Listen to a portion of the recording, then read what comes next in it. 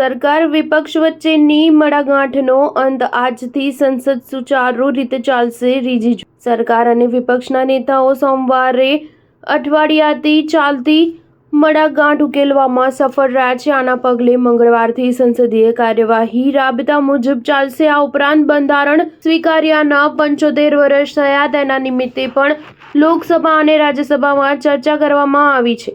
નીચલા ગૃહમાં 13 અને 14 ડિસેમ્બરે બંધારણ પર ચર્ચા થશે અને ઉપલા ગૃહમાં 16 અને 17 ડિસેમ્બરે ચર્ચા થશે। વિપક્ષે માંગ કરી હતી કે સંસદના બંને ગૃહો બંધારણીય ધારાસભાએ રચેલા બંધારણના સ્વીકારની 75મી તિથિની ઉજવણી કરે। રીજીજુએ પત્રકારોને જણાવ્યું હતું કે મંગળવારથી ગૃહ રાબેતા મુજબ ચાલશે। બંને ગૃહોમાં લિસ્ટેડ બાબતો પર ચર્ચા થશે। તેમણે વિશ્વાસ વ્યક્ત કર્યો હતો કે લોકસભા અને રાજ્યસભા મંગળવારથી સુચારુ રીતે ચાલશે।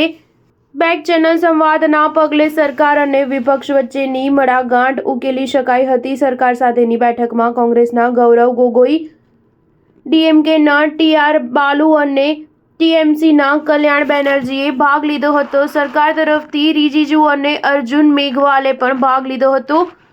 વિપક્ષ દ્વારા સંભલ હિંસા અને મણિપુરમાં અશાંતિનો મુદ્દો ઉઠાવાયો હતો। તે અંગે રીજીજુએ જણાવ્યું હતું કે સંસદના સ્પીકર બિરલાએ સ્પષ્ટ કહી દીધું કે નિયમોની અંદર રહીને કોઈ પણ મુદ્દે ઉઠાવી શકાશે।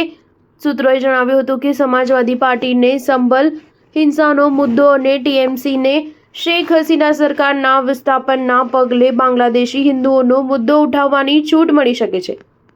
કોંગ્રેસ અદાણી ગ્રુપના ચેરમેન ગૌતમ અદાણી સામે યુએસ પ્રોસિક્યુટરોએ કરેલા કેસનો મુદ્દો સતત ઉઠાવતી રહી છે। વિપક્ષે સંભલ હિંસા અને મણિપુરમાં અશાંતિ અંગે સતત વિરોધ ઉઠાવ્યો છે અને તેના લીધે 25 નવેમ્બરથી અત્યાર સુધી સંસદીય કાર્યવાહી સ્થગિત રહી છે।